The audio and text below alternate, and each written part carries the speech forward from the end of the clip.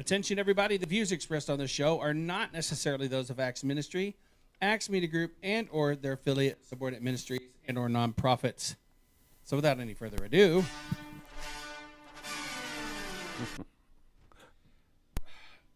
Come on. It's time again.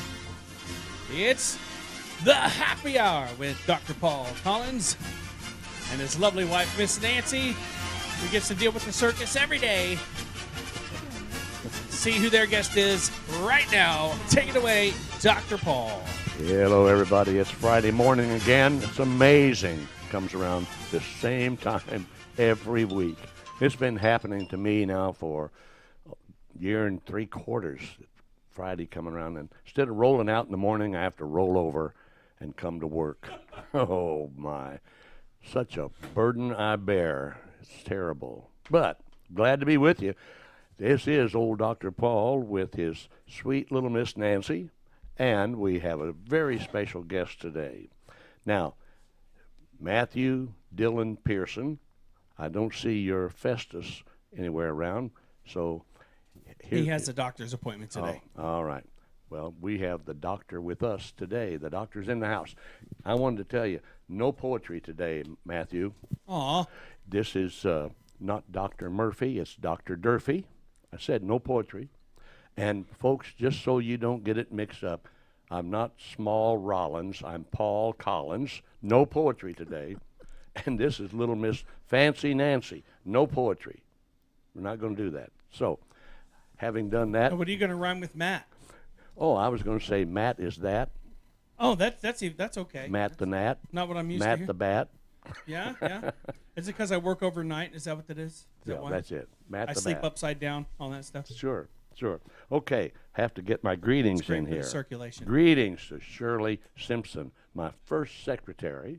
She lives in St. Joseph, Missouri, Dr. Durfee. And Shirley will be, well, she's going to have a birthday before long. She's a little older than I am. Still just as beautiful as ever. Pretty little blonde. And in St. Joe, I like to remind people that St. Joseph, Missouri is St. Joe or Joetown, and it's the home of the Pony Express, and it's the place where Jesse James, posing as Mr. Howard, was shot while he was adjusting a picture on the wall, and he was shot by Bob Ford. And I remind people just about every Friday, which comes around every week, by the way, I remind people that there's a song about Bob Ford, the dirty little coward who shot Mr. Howard and laid poor Jesse in his grave. And then, way over in Chesterfield, Jerry Chambers. He was a teenager in my church in St. Joe. He's now a retired school administrator. How about that? Time marches on. Judy Nickel, down in Bryan, Texas, suburbs of Texas A&M. And Galen Garrett, part of the Dallas Metroplex. Hello, Galen. And our friends in Germany, Pakistan, South America, and France. Comment allez-vous? Il est très bonjour aujourd'hui, n'est-ce pas, mes amis?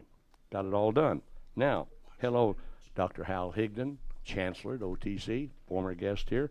And now we arrive at the good part, Nancy, Dr. Durfee. Folks, Dr. Durfee, MD, is primary care physician for myself and for Nancy. And we are delighted to have her as our guest. Been looking forward to this. Dr. Durfee, welcome to the Happy Hour. Thank you very much, Dr. Paul. Listen, dear lady, I have to know, where did you grow up? I actually grew up in Maryville, Missouri. Really? I sure did. You know about St. Joe then? I sure do. Wow. There was a college there too in Maryville. That is correct. Go Bearcats. Uh-huh. Yeah. I've known about Maryville like my whole life. Back when I was a denominational pastor, our denomination had a very strong church there, and the guy who was the pastor was a spellbinding speaker, and he became a pastor over near the University of Missouri in Columbia, and he became a bishop, and but he was a spellbinder, and in those days that was a strong local church. So you're a Maryvillian. Where did you get your education? I went from my local high school in Maryville, Missouri, straight to a 6-year medical program at University of Missouri, Kansas City. That's amazing to me. I was a pre-med student back in the old days, and there were some of the things that I could barely get through, tough. I had real problems because I was weak in math. And so when it came to qualitative analysis, I struggled. Quantitative analysis almost did me in. And physics just almost completed it, tough stuff. You have to kind of have a brain for the sciences, I'd say, and math, right? Yes. Okay, now, is your maiden name Durfee? It is not. I wondered. Your husband still is a chef and all that good stuff. He has a degree in food and beverage management and has worked for local restaurants, but currently is just working for me at home. Oh boy, what a life! What a life, Dr. Durfee.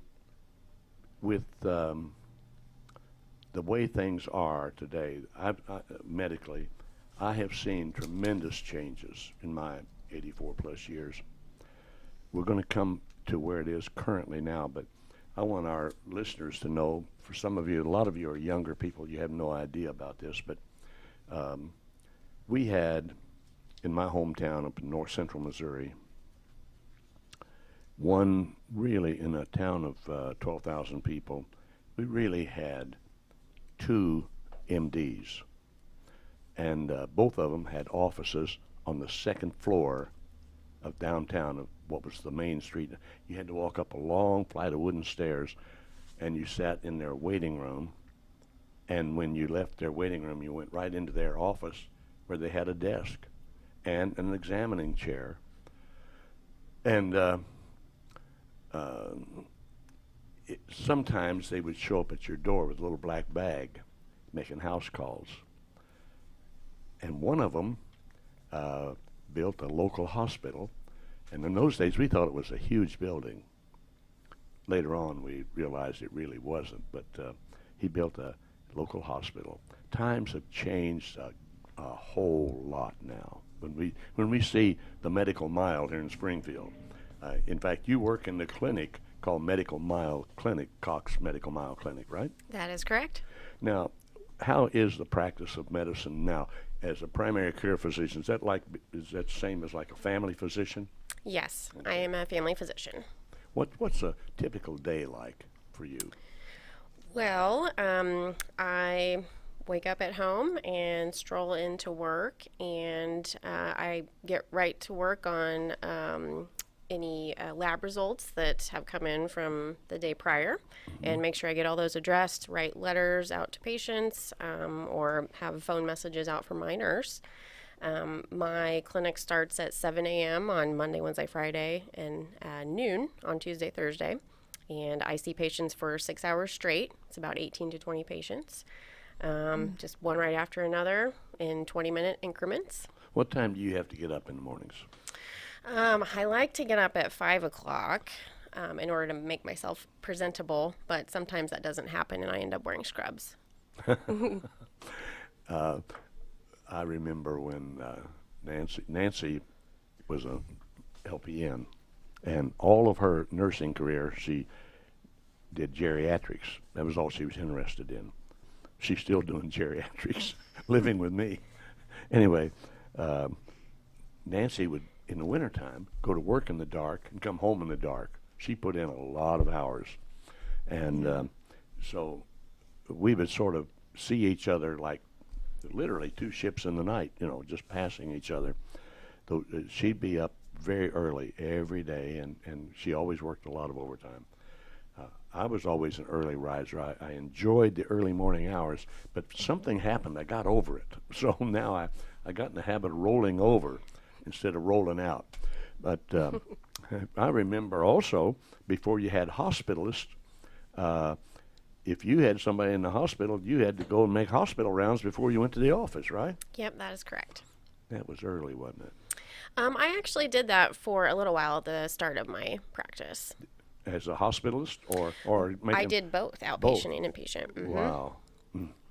I remember being in the hospital a few times, and before they had hospitalists, and I'd be waiting for my doctor to come by, and look at the chart, tell me whatever I need to be told, and then I've been in the hospital when we had hospitalists and in the emergency room, and then they followed you around through it, and all that.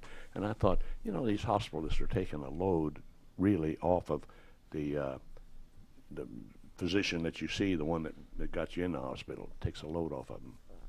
Nowadays, we hear a lot, not only about the coronavirus, but we are hearing a lot about health insurance, lots about it.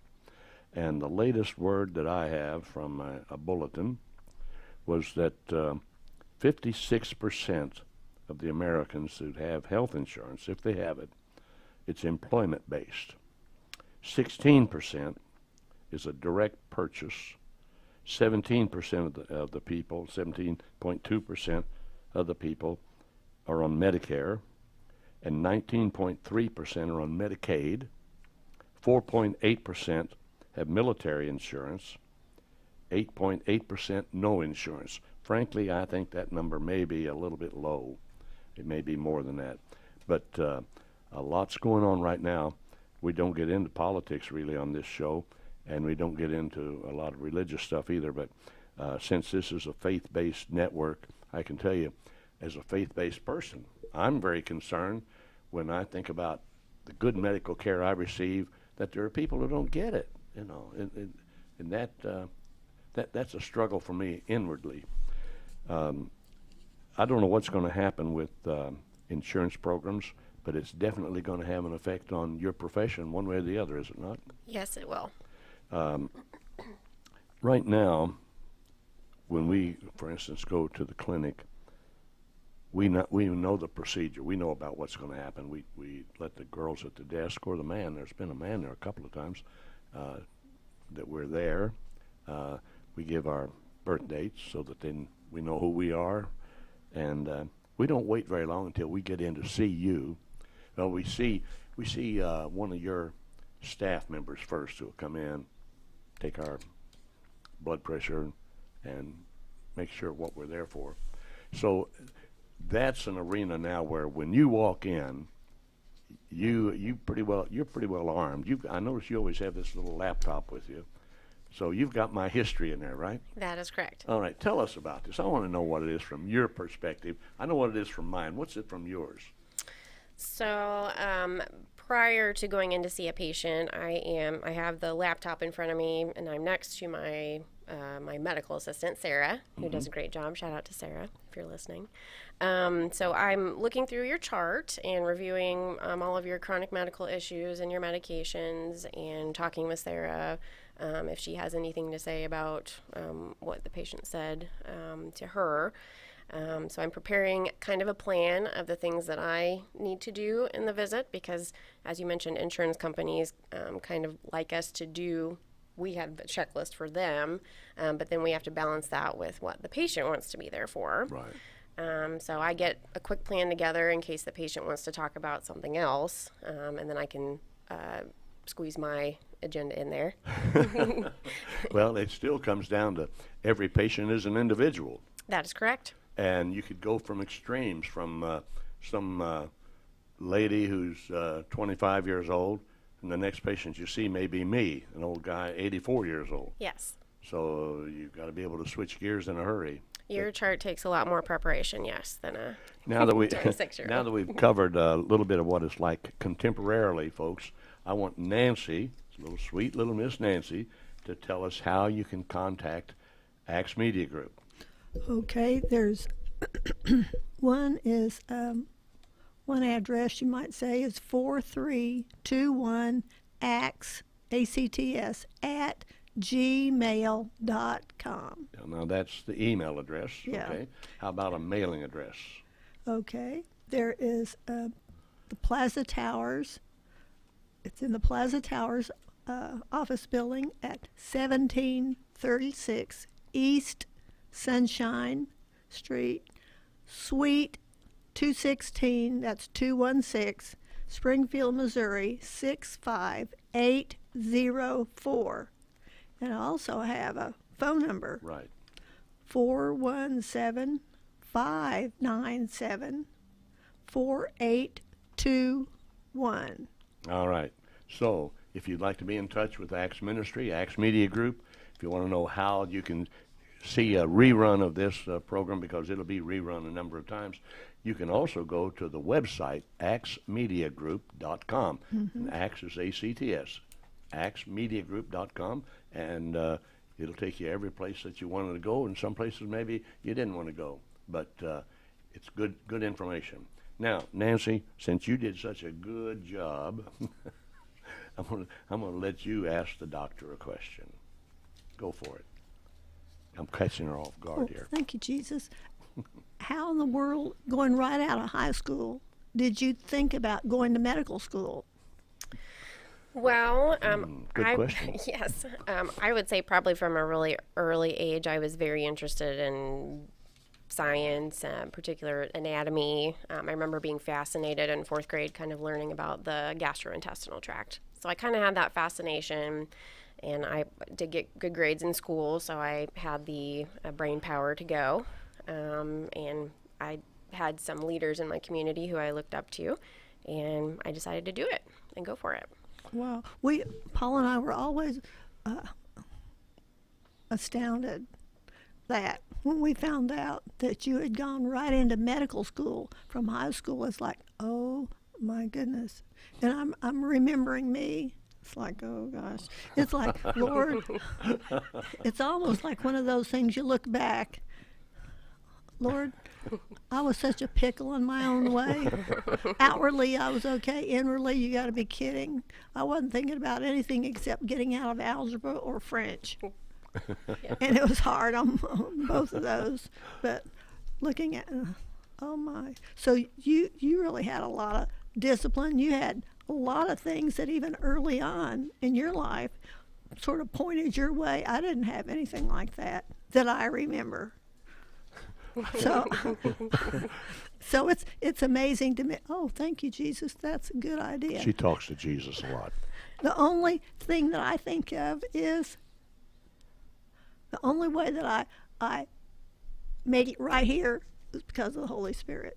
Absolutely, that's it, folks. That's it. I have to have my preacher at my right hand here.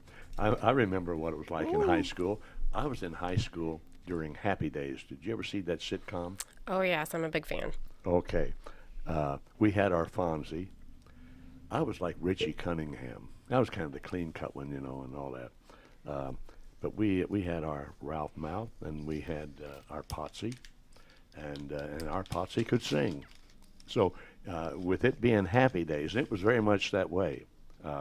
It's a wonder I even got out of high school, because we did have Happy Days. I know, but here's another deal, sort of like bringing Jesus in on it, is that Paul Collins, when you were 19, oh no, thank you, Jesus, 9. It was 9. Holy Spirit called him to preach. And That's so awesome. 9 years of age. took 10 years for me to say yes. I know, but you did. You did. And saying yes meant that I went to college. That's right. And then I had 3 grueling years of seminary. I mean, grueling years. We had a medical doctor who was a student with us. He said, "This is the worst thing I've ever been through." It was astounding what they did to us. And then after that, I did a lot of postgraduate work, of course, but a lot of time to all of a sudden, you're supposed to be retired, and I'm rolling out instead of rolling over on Friday morning, still working. How about that? I know. Oh, thank you, Lord.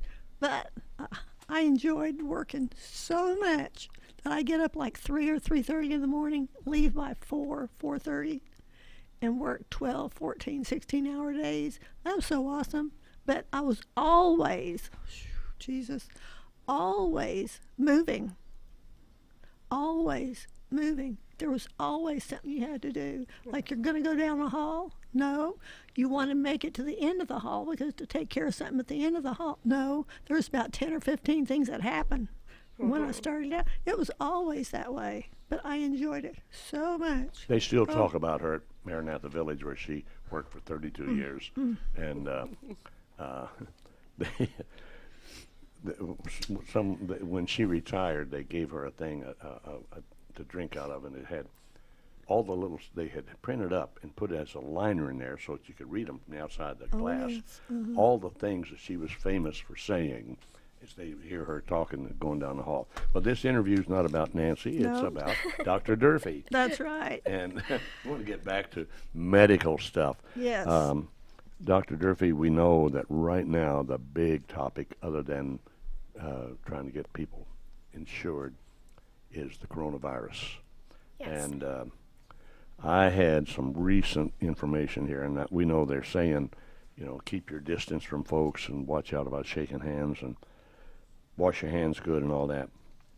I found out this morning in some headlines, Wall Street empties out as New York City prepares state of emergency.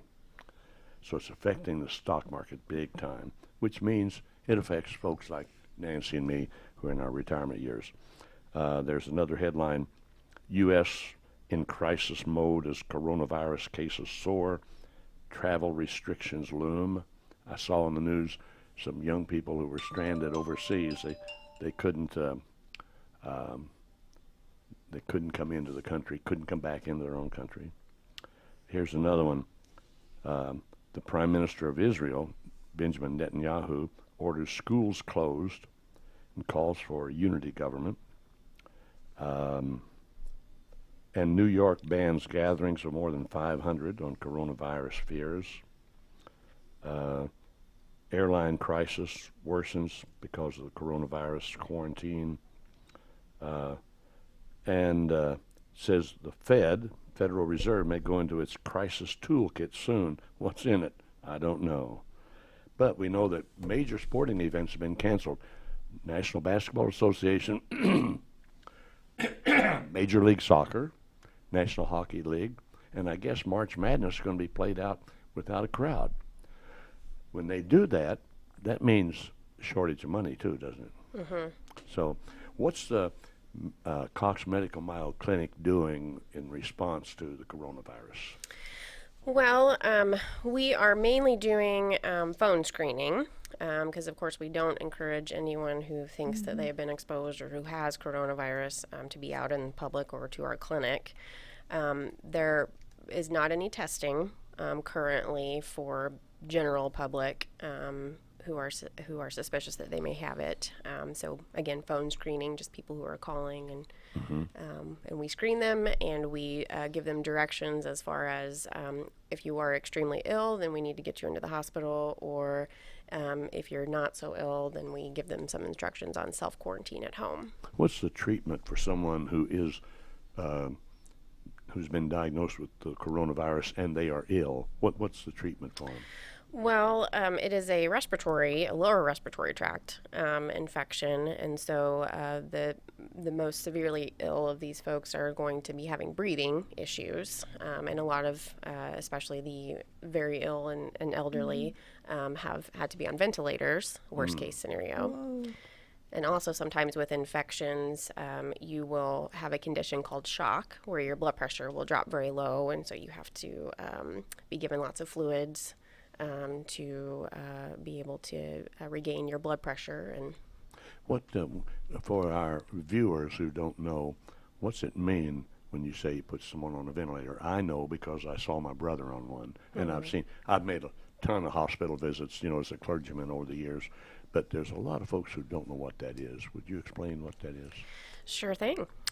So the way that we breathe is actually a very complex mechanism that requires a lot of muscles and different organs all working together. A ventilating machine basically does all of that for someone. So it's going to create air that is forced into the lungs, basically, so that the blood going through the lungs can be oxygenated. And then it will take the expiration out of the lungs. When my brother was on a ventilator, he had a tube that was in his mouth that was taped Yes. around it. That was doing the work of him for him breathing at that time. Yes. So is that the common way of someone being on the ventilator now? Yes, for someone who cannot breathe on their own, yes. Yeah, okay. Then you mentioned some other treatment you were talking about there, other than the ventilator, something that you could do. Oh, like IV fluids would probably be the other. Because of the blood pressure. Yeah, My if you blood get shocked. pressure this morning was 128/68. Thanks to you. Oh, My pulse was 68. My pulse matched the lower level number of my blood pressure. How about that? very good. That's good, isn't it? Yes, it is. I will not take all the credit. I take my blood pressure faithfully every morning, and I record it in a little notebook. And I've done that ever since I needed to get on blood pressure medication. So, Nancy, I want to interject here another reminder to folks about Acts Ministry and this department, Acts Media Group. Dear ones, I would really like for you to be in touch. Go through the website, Acts Media Group. There you have an opportunity to do something that nobody twists my arm to tell you to do, but wouldn't hurt a thing for you to donate something. It would be a real blessing. Acts Ministry has as its mission statement to foster and promote unity in Christ through the Holy Spirit. So we're strictly trans-denominational. We very independent in that regard, but we welcome folks of all faiths. Also, the motto that I gave the ministry back before I retired from it was serving where needed, which they demonstrate all the time under the leadership of Dr. Jim Wining. Plus, he added a second motto, doing the right thing. So they serve in the places where they're needed, and they serve by doing the right thing, helping folks with autism, the parents of autistic children, helping veterans, helping kidney patients, and the list goes on and on, actually. So go to the website, axmediagroup.com. I would personally appreciate it very, very, very much. Also, I want to get in a word here, Nancy, as an advance notice that next week our guest will be a lady who does a good job of representing the minority community here, Renee Goodwin. She many years ago, well, I don't want to say many, she'll think I'm saying she's old. She's a young woman, but several years ago she was a local broadcast personality, and she's developed into quite the entrepreneur. And it's going to be very interesting to hear what all she has on her. Well, I tell people it's probably not a plate anymore, it's like a platter, and I'm sure it's full and running over. It's going to be interesting. Then the week after that, we have Greg Burris, who for many years was the city manager at Springfield. He's now the head of the United Way. So we got some interesting guests coming up. April, I'm working on it. It's going to be very interesting and maybe a surprise or two. Now back to our very special guest, Dr. Jamie Durfee, Dr. Jamie Durfee, who is our primary care physician. And she does this for Nancy and me, and she is remarkable young woman with a great understanding of medicine and the current events going on with medicine. With the old days, back way before you were even a twinkle in your daddy's eye, if a local doctor was fortunate or blessed, his wife was there and took care of the bookwork for him. They did it all. Nowadays, in spite of some people thinking things aren't better, I think they're much better. I think it's wonderful that you can go into the office, lab work is waiting for you to review, you have a laptop that you can carry with you in to see the patient, that the information is there. You can give better care than they ever even dreamed of back when I was a kid. Far better care. And is there anything coming up in the future that's going to make it even better? Anything that you know of? By way of the system or so forth? I would imagine probably, hopefully changes to the further changes to the electronic medical system. Hopefully we'd be able to connect to other hospitals and in other states. so that we can have access to records of patients who have had care outside there to continue continuity. Get those records across state lines, in other words. Correct. Nancy was working on paperwork yesterday for an upcoming appointment that she has involving someone you referred her to, Dr. Gathaya, and in there it pretty well lays out who can have access to medical records, who can't, and that sort of thing. And we like for you to know us, our history, what's going on with us when we see a specialist or whatever, and we want the specialist to know all there is to know about us. Gives for a much clearer treatment path, I would think. There was a guy, a medical doctor out of Houston, Texas, several years ago, who was one of the few on television at the time with a regular weekly broadcast. And he had such interesting things to say about a pathway to healing. Now, that begins to sound like something that you would hear from some clergyman, but we're here. There is a pathway to healing, and it's like you don't just wish your blood pressure down; you do something about it. There's so many things, so many pathways open up. They're far greater than they were when I was a kid. Pathways for healing, and you have access to all kinds of things electronically. You think that's going to improve? It's going to get to be more, perhaps. I hope so. Yes.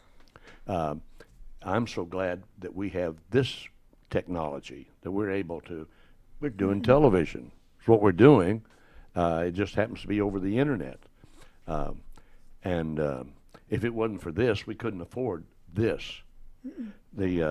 Back when I was a pastor in St. Joe, Missouri, now I was in my early 20s, and I was commuting to Kansas City and back 4 days a week to seminary. I did that 3 years, year round. And the fourth day during one semester, which was a Friday, the fifth day, which was on a Friday, I commuted to Topeka, Kansas. At that time, the Menninger Clinic was located there to study psychiatry and religion. So here I was pastoring a very busy church of young people, and I'm on the road all the time. But on top of that, I was almost a pioneer in religious broadcasting because I was on radio. and at that time, there were very few radio stations in Missouri. Now, Springfield has a bunch of them, just in Springfield alone. But back then, I was on old KFEQ out of St. Joe. And on a good day, the weather was just right, I would have people listening in Colorado. But there was one or two stations in Kansas City. There was one in Columbia. And that was about it as far as radio stations. That was our technology. We've come a long ways, have we not? Absolutely, yes. Now then, looking ahead again where medicine's concerned, do you anticipate that there will be some kind of change involving care if there's something drastic that happens with the programs involving insurance and how people get their insurance? Is it going to affect care at all? Do you know? I think because of the substantial numbers of people who do not have insurance, I think there's going to be a very large influx to everyone's practice. And so I think we're all going to have to learn how to see patients very efficiently, even more so than now. Technology will probably play a role in that too. Oh, definitely, yes. Do you see yourself making more use, and others making more use of nurse practitioners? Yes, we are currently implementing that right now. And I've noticed, correct me if I'm wrong, and lots of times I'm wrong, it seems like nurse practitioners are found more on the primary care level, and physician's assistants seem to be involved with the specialist. Am I right? Yeah, I would say that's kind of the what I see at Cox, yeah. I know we have experienced nurse practitioners, and then I experienced physician's assistants when I went to see my cardiologist. And this is an allergy reaction, folks. It's not a cold. It's not the coronavirus. This is allergy. I waited until I was 80-some years old to start being allergic to something in the air. But is that going to be an expanding field, nurse practitioners and physician's assistants? Absolutely. I think definitely to handle that influx of patients, we're going to need our mid-level providers. I have a young, great nephew who started out to become a medical doctor. He was at University of Missouri in Columbia. And I don't know exactly what happened, but his education was interrupted. And for some reason, now he had a military background and a law enforcement background. For some reason, he ended up in Massachusetts, and he became and graduated here just about 6 months ago as a physician's assistant. And he is currently practicing in the Boston area, I think in Boston itself. So more and more I'm aware that there's some of these ancillary professions coming out probably right on time. How is the enrollment in medical schools these days? Is it up or down? Or do you have any idea? Yeah, I'm not the expert on that. I'm just wondering, I mean, it's so demanding to become a medical doctor. And then it's demanding after you become one. I mean, folks, somebody goes to school for years and years and years for the privilege of getting up at 5 o'clock in the morning, 5 days a week, and what do you get, a week or two of vacation every year? I usually take about 3 weeks. 3 weeks vacation. And then tremendous liability because there are folks who sue the doctor. Yes. Do you have to personally carry malpractice, or is that carried by the clinic that you work for? That is covered by Cox. Well, that's a blessing. Yes. But of course, it's cost Cox a lot of money to have that. I was going to mention to Dr. Whining and a young man, Jason, in Dr. Whining's office a while ago, and I didn't have the opportunity. They were talking about, clergy being licensed and so forth, and having some kind of covering to in the event of liability.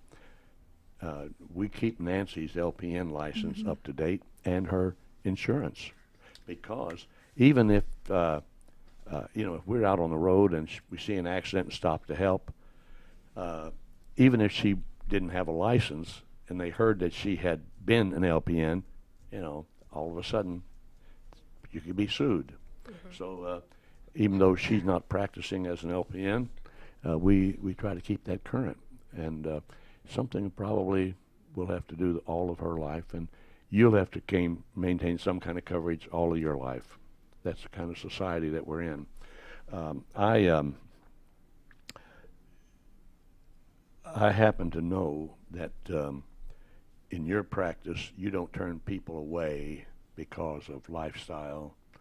You certainly don't turn them away because of age. Otherwise, I wouldn't be there. You have a lot of diversity in your practice. About how many total patients do you have that you're covering as primary care physician, like in an average of a year? How many do you have, like us? How many different patients? Yeah, how many of us? Single? How many people do you think? Probably somewhere between 2,000 and 2,500. Well, now see, folks, that's the kind of information that you need. Most people are totally uninformed about the medical profession. And viewers, I want you to understand that's a big number of people. 2,500 to 3,000. Compare that to when I was a young clergyman and I was pastor of a couple of very large churches. They said that to be effective as a clergyman, if you had 200 members, that was all that one person could handle. I mean, of course, we know that you have people at the front desk and you have your nurse assistant and so forth. By the way, she's great, all that. But nevertheless, 2,500 to 3,000 people. that's a lot of folks to look after. It really is. So you have a very full computer. Yes. Yes. And phone lines. Nancy, anything else that you can think of for the doctor? No. If not, then I'm coming right back here, and I'm going to get into a little bit of the history of things. Go How ahead. long have you been in practice now? Including my residency, it will be 7 years. Or including my residency, sorry, it'll be 10 years. Okay, now, where did you do your residency? I did it right here at Cox. Is that right? That's correct. It's amazing our paths didn't cross. I've hung out around Cox for a long time for lots of reasons. Okay, how did you get a chance to choose where you were going to do your residency, or did offers come in? How'd that work? So you kind of do your own research on what types of residencies and where you would want to do the residency, and you go and there's an interviewing process, and a lot of the programs appreciate it when you actually come and do a stint there and work with them so they can get a feel for who you are. And then there's a ranking process that happens. So each individual student will rank where they would like to go, and then the residency programs will rank their interviewees. And then we call it the match. There's a big day in March called Match Day. Oh, and okay. you learn where you go based on those rankings. Okay, not just March Madness, they have Match Madness in March, right? Correct. I had been curious about that because I didn't know how that worked. I know we have young people, for instance, in high school or college that are athletes, and they'll have universities scouting them if they're in college, and if they're in high school, if they're in college, they have the pro team scouting them and so forth. I didn't know how a person ended up in a residency program. Was family medicine your first choice? Yes, it was. That's admirable, because I think personally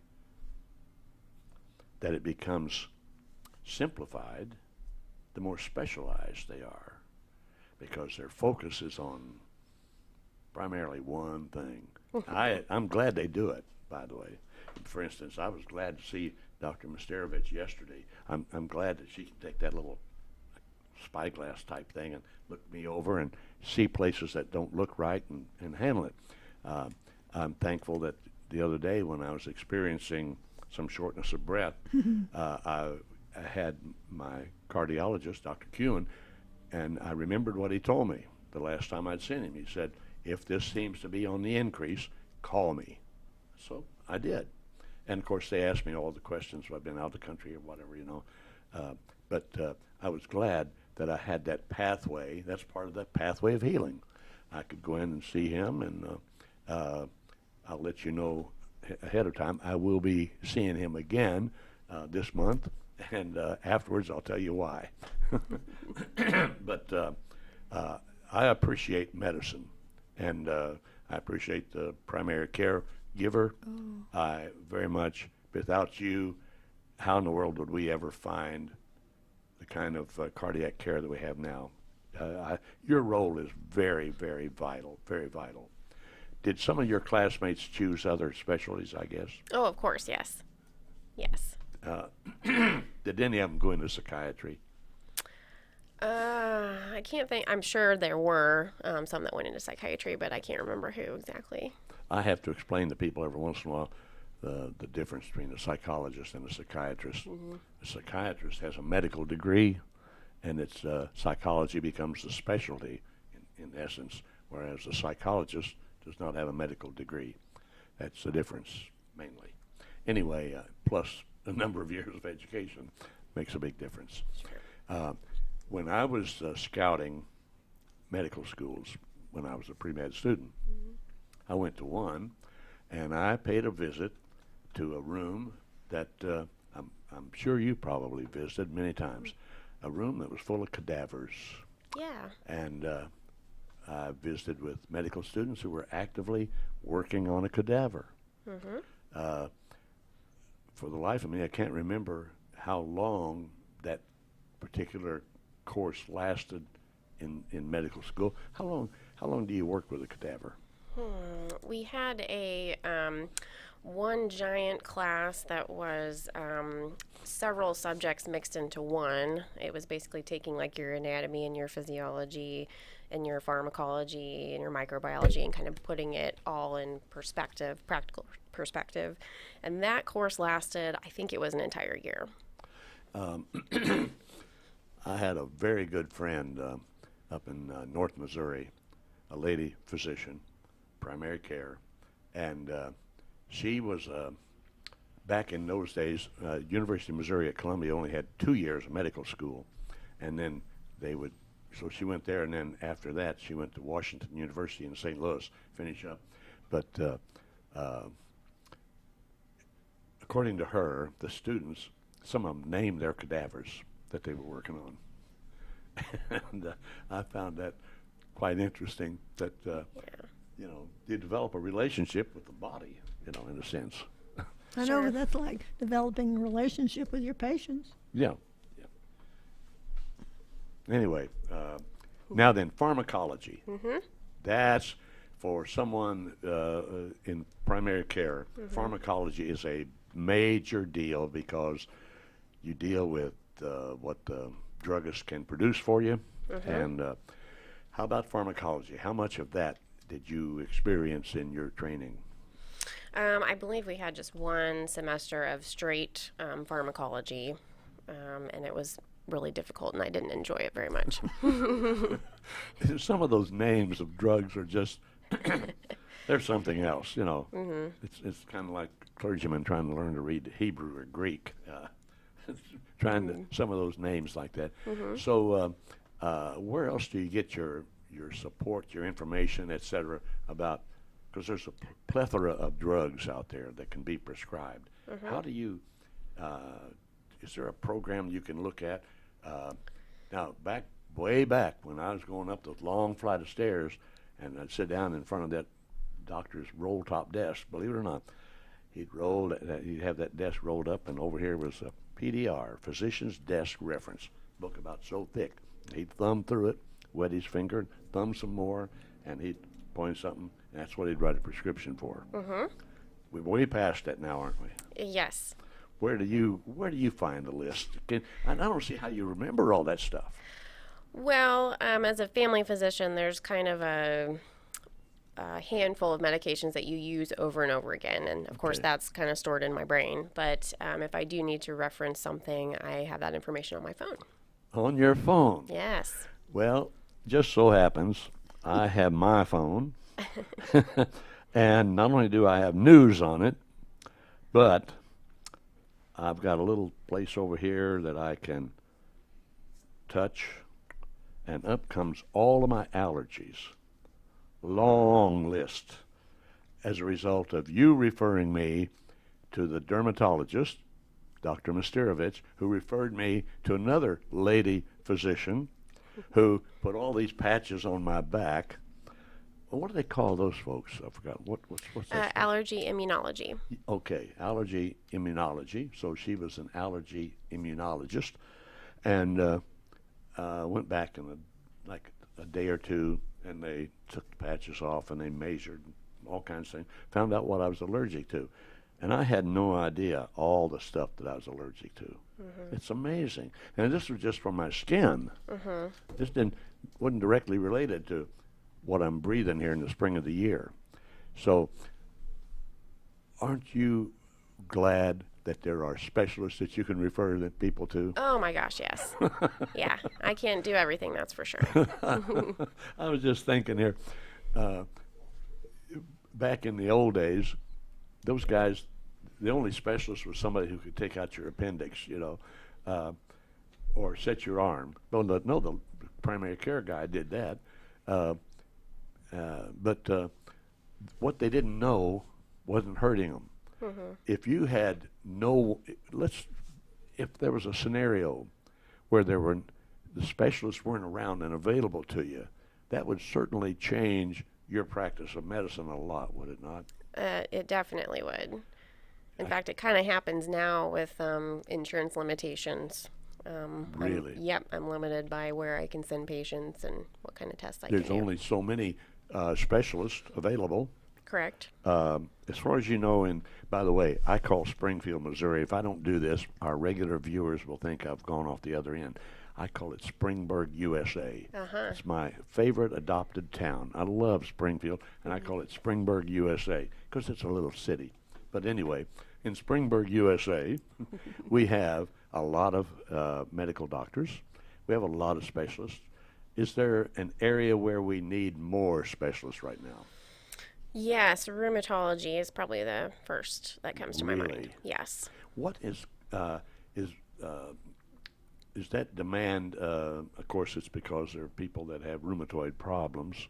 But has there been an uptick in number of patients with? Not necessarily. I think it's more about, the diseases that rheumatologists specialize in are very complex and can be extremely hard to diagnose, especially if you are not used to diagnosing them. And so we often and they have significant consequences as far as what types of treatments are available that I may not even be licensed to do. So having a rheumatologist readily available quickly for a patient is important.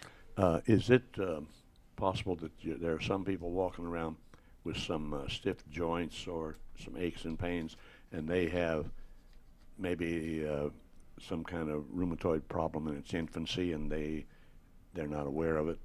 That's the problem. See, the reason I say that, ask that question, is because I've had a lot of years of practice of saying, well, I'm just getting older. And I was an athlete saying, well, I was a pole vaulter and I broke my ankle, which I did in high school. So we have a tendency, I think, to blame our age or our lifestyle or our activities, and when we might be overlooking a rheumatoid condition. Yes. What can a person do about that if they don't want to feel silly going into their primary care physician and saying, well, doc, I've got this ache or this pain or whatever. Sure. But they really shouldn't feel silly to do that. If something's bothering them, they ought to let you know. Absolutely, yes, I encourage that. I think about Barney Fife on Andy Griffith's. Nip it in the bud. You're right, that's correct. That's what you want to do about that Yes. kind of thing, especially in a small city where rheumatologists are a little bit on the scarce side. Now's the time before you become desperate. Get it looked at. The other specialists that are here in town, are they in good supply for the most part? Yeah, I think so. We have pediatric specialties that sometimes we have to reach outside of Spring Vegas, is what I call Springfield. What do you call it? Spring Vegas. Spring Vegas. I like it. Can I quote you on that sometime? Absolutely, you Okay. can, yes. Spring Vegas. Because treating children, especially babies, I would think would be a very delicate type thing. And Yes. personally, when I was aspiring to the medical field, all I could think about was just family practice, because that's all we knew. When I think about it, I certainly wouldn't want to be treating children, babies. Yes, children and babies are not small adults No. at all. Oh, remember that, Nancy. That's powerful. They're not small adults. They're different. When I was when I was little, even when I was a young man, home remedies were a big deal. Well, after all, a town of 12,000 people, we had 2 MDs. My mom, I tell people, I'm sure she invented the butterfly bandage, because she pulled my face together here and taped it, and after my brother had hit me with a stick. But when we went to town on Saturdays, we went to town to do our trading, it was called. And one of the first stops was Reed's Corner Drugstore. It was a small store on a corner, and she bought certain what she called patent medicines. Maybe they called it patent because somebody had a patent on it. I don't know. And so anyway, even babies that had the croup, it was a very serious thing in those days. I suppose now If a baby has the croup, they rush to the emergency room or primary care or something, probably. Yeah. But in my day, they mixed up a mixture of coal oil, which is kerosene, turpentine, and lard, so that the lard kept the turpentine from burning you.